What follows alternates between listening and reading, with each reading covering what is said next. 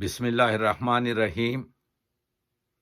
بنده تقی عابدی از تورنتو کانادا در خدمت شما سلام میرسونم.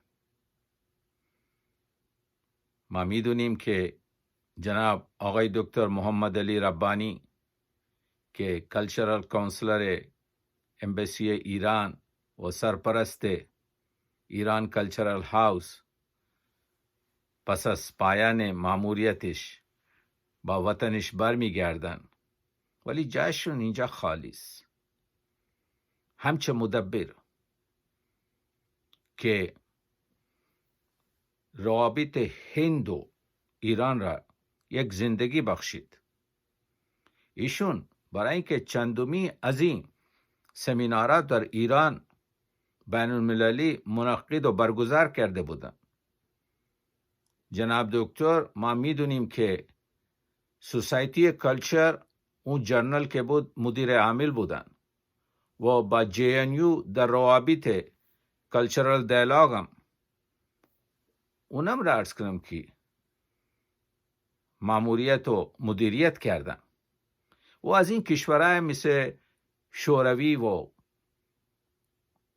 ایتالی و عرض حضور شما اسپین و تونسیا و ترکیه، جناب دکتر از اون فرهنگا که تمام تجربات داشتن با قدیم ترین عرض کنم که روابط هند و ایران را از طریق ادب و از طریق ثقافت و از طریق سیاست و از طریق اقتصاد خیلی نیرو بخشیدن. من خیلی خوشحالم که آقای دکتر فرید در جاشون اومدن و انشالله ایشون هم همون راه را که جناب دکتر عرض کنم که برای ما لطف کرده بودن ادامه خواهند داد انشالله.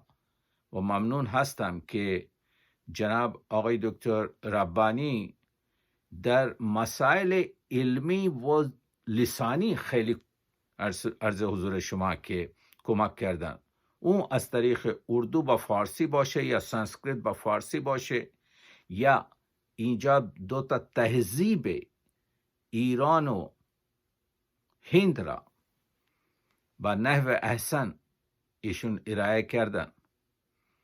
جاشون اینجا خالی است، ولی همینجوری که عبدالرحیم خانخانه گفت که یک نفر پیروز هر جا که میره با مغز خوب خودش بارگاهی میسازه.